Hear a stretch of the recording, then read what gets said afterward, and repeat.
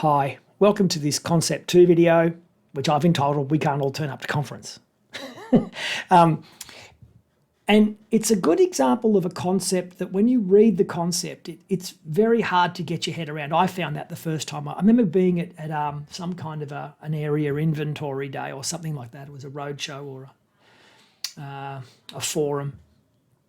And I saw this banner next to the steps and traditions banners. I found this sort of dusty old concept banner. I went, okay, there's banners for the concepts too. And I read them for the first time off this banner.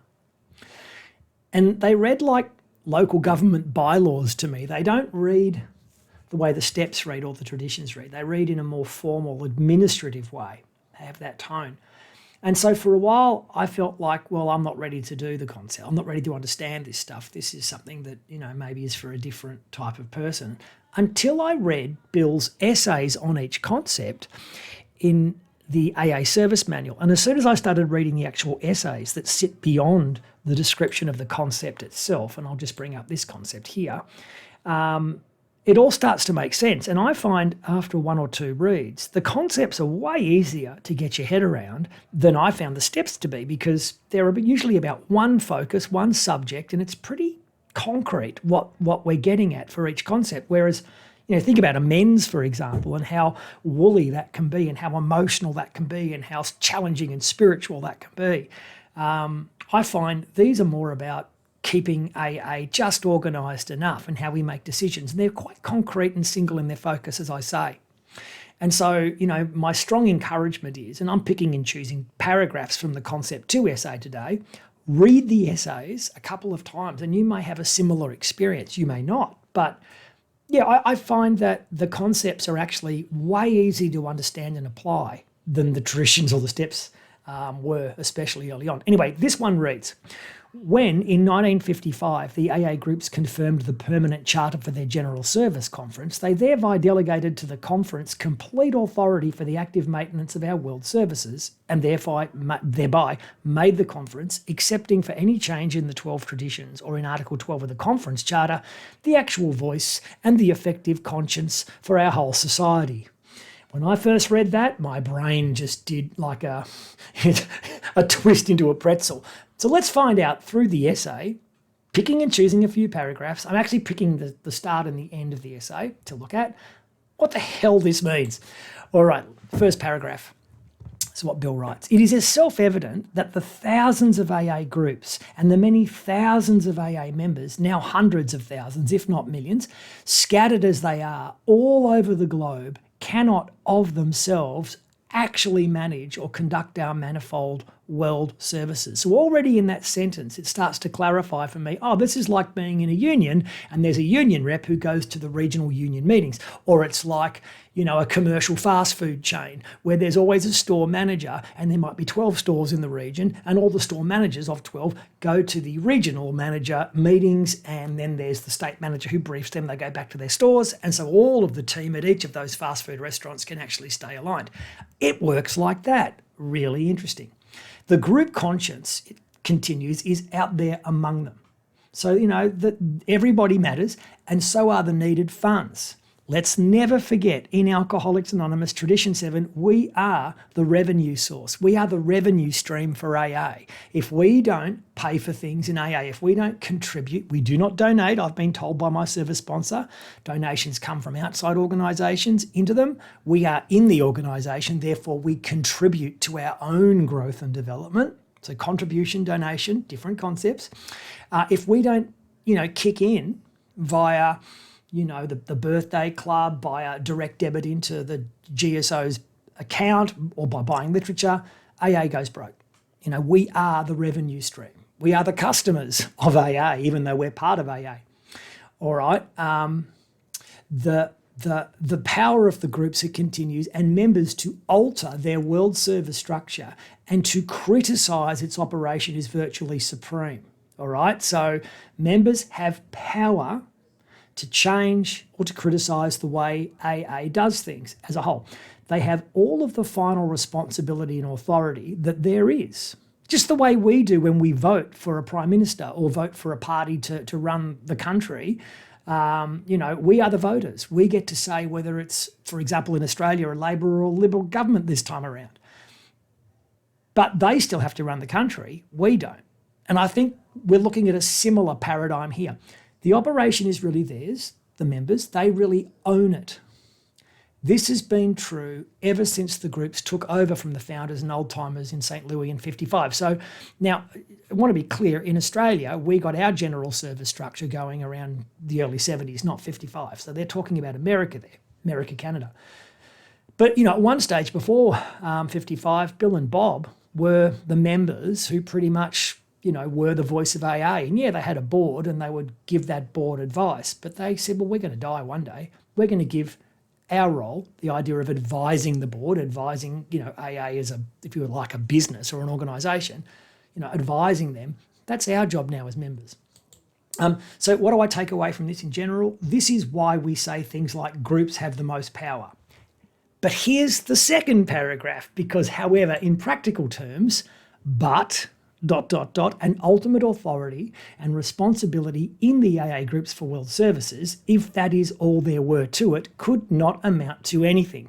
So yes, groups have the power, but if 1.5 million American and Canadians all turned up to their annual conference to make decisions on how to improve AA, imagine running that discussion. So the idea is we need representation. So our voice is heard, but we have less numbers actually doing the speaking. So it's possible for something to get done. So it continues. Nothing could be accomplished on that basis alone. Of course it couldn't. In order to get effective action, the groups must delegate the actual operational authority to chosen service reps who are fully empowered to speak and to act for them. If you're in a home group in Alcoholics Anonymous and you have a general service rep, a GSR, they are your voice. And by electing them, you are saying to them, you can speak for us at district meetings, area assemblies, and other committees. You are our connection to our organisational structure. So you need to ask us what we think, but we trust you to carry that voice, under our auspices, but equally your higher powers. We trust you. The group conscience of AA could not be heard unless a properly chosen conference were fully trusted to speak for it, respecting most matters in world service. So in America, I think around 130 people turn up every year for that big annual decision-making, continuously improving AA type conference. And we have around, I think, it's 35 or so. Don't ask me the exact number. It's under 40 people doing the same thing in Australia. Trustees, area delegates, a few other voting members who go to that conference and make decisions. So less than 40 people making decisions for all of the members of AA Australia. And that's how most organisations work, right? Go back to politics again. I'm not running the country, but I did vote for someone who sits in Parliament and helps do that. But imagine if, all the people in my constituency turned up. We'd never get anything done in Australia. So the idea of someone representing a larger group and that group trusting that person to speak on their behalf, this is what it's all about. We have to get to the point of being able to make decisions. And also, isn't it nice that we're encouraged to trust, not control?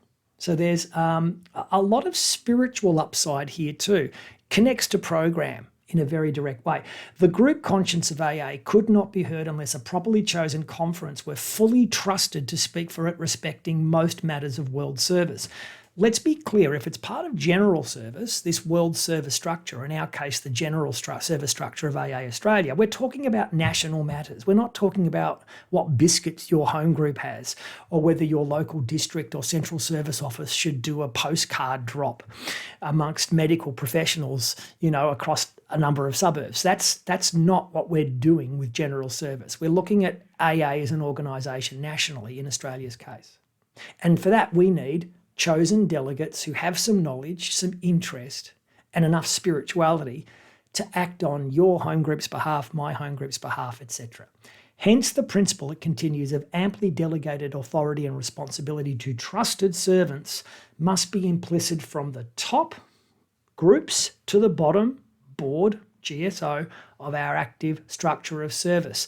This is the clear implication of AA's tradition too. Wow. I've got to be honest, in my 10 or so years of being an AA member, I've heard a lot of people, and I've heard older sub members use the term weaponized tradition too. You know, if you're in a district committee and you say something that a group may not like, the group will go, no, you can't say that. Groups have all the power, and therefore you are subservient to us and all this sort of stuff. Where really, yeah, in one sense, that's true. Districts and areas and the board and the conference sit lower down on our service structure, but in all honesty, not everybody can turn up where decisions need to be made. And so what we've got in this second paragraph is critical. The implication of AA's tradition too is that we need people below us than group level making decisions for us so that we can actually make decisions and we trust them. It's not about controlling your delegate. It's not about controlling your DCM or even each other. It's about going, we get it. We have the power, but we trust you to make the decisions. Here's what we think. Thanks for asking. But we know decisions have to get made and we can't all turn up to district meetings. We can't all turn up to area assemblies or conference. We get it. We trust you. You are lower than us, but you get to make decisions for us. And that's spiritual. We're humble and spiritual enough to trust you. But thanks for listening to our voice. There you are, GSR's area delegates. Groups must that's what it's all about. Yeah, trusted servants. Groups can be heard via amply delegated to trusted servants. This is how we make decisions in AA and why we shouldn't be too controlling of these decision makers. Even from the beginning, large delegations, it continues, of service authority had to be the rule. Large delegations, entrusting the decision making to others. It will be recalled how in 37, the Akron and New York groups authorised Dr. Bob and me, Bill, to create overall services which could spread the AA message worldwide. So in other words, all those groups, yeah, I know that Bob and Bill were founders, but they still trusted Bob and Bill to make decisions. These two fledgling groups gave to us the authority to create and manage world services. So even though Bill and Bob were founders, they still, needed to be trusted by all the other members at that time, and that's the point. Following their action, we held both the final responsibility and the immediate authorization to get this project underway and keep it going. On our own, however, actually just before I keep going, what that means is every proactive decision that we thank God that Bill and Bob made as founders, Bill's proactivity, Bob's steady guidance of Bill to not get too crazy, that is all the kind of power and authority we should be expecting from our delegates and GSRs today. You're right, they're not just order takers kowtowing to the groups, quite the opposite. We wouldn't have a fellowship today if Bill didn't quite proactively be trusted to go and off and do what Bill did. And he always checked in, but he was very proactive. And that's the kind of spirituality in action and decision making that we can still tap into today via the concepts. It's very exciting. Anyway, following their action, we had both the final responsibility and immediate authorization to get this project underway and keep it going. On our own, however, we knew we could do little. And this is them making sure that they are worthy of the group's trust. And so we had to find trusted servants who in turn would help us. My apologies. Now, this is them becoming the trusters, I should say, of others when things just got too big and successful for two guys to be the sole voice. As time went by, we found that we had to delegate to these friends a very large part of our own authority and responsibility. So this is why we are Bill and Bob. And so one of the reasons why I think so many older sober members are fascinated in how Bill and Bob did recovery and grew AA is because we have to replicate that style of leadership, that style of thinking, that style of give and take, that style of humility, that style of decision making today to keep AA growing and going. And, I know members that I work with on committees and stuff as part of general service who do embody this idea of I'm trusted, therefore I'm going to get off my backside and make a decision. but I know when not to, when I need to go back and ask. And this is the spirit of tradition too, in the truest sense. We continue, exactly as Dr. Bob and I, Bill continues, earlier had found it necessary to delegate a large part of our active authority to the trustees. So have the AA groups found it necessary to delegate these same powers to their General Service Conference. The final say, the ultimate sanction in matters of large importance, had not been given to the trustees alone, in other words, the board. We have one in Australia, we have trustees, by the conference charter, which I suggest anyone in Australia can read. AA Service Manual, 3.5 pages, 10 minutes, that's all it takes. By the conference charter confirmed in St. Louis, this authority is now delegated to the AA groups and thence to their conference, a body which is representative cross-section of our entire fellowship. And that's how it works in AA Australia. Groups going, yeah, we have the power, but we understand nothing's going to get done if we try and push too hard to everybody turn up. No, you're our GSR, you're our delegate, here's our voice, take with it, do with it what you will. Therefore, the General Service Conference of AA, it says in italics, just as it does in the book, here it means, read up, it's important, it's on italics, plus any later formed sections, has become for nearly every practical purpose the active voice and the effective conscience of our whole society in its world affairs. A healthy conference where all areas are having delegates, where everyone turns up, where everyone is trusted and empowered to do the right thing, where no one is worried about making a decision that needs, no one, all that self-centered kind of fear of not being, too far reaching in your decision making whilst avoiding bravado and being cowboys at the same time. That sweet spot in the middle is the most exciting opportunity we have. And this concept tells us all about it. That if you're a delegate, if you're a part of our Australian conference, you are the active voice for every group in Australia. In making this momentous transfer, we old-timers deeply hope that we have avoided those pitfalls into which societies have so often fallen because their originators have failed during their lifetimes to properly delegate and distribute their own authority, responsibility and leadership. And here's the service structure diagram. Your group gets a say in AA Australian Service Matters.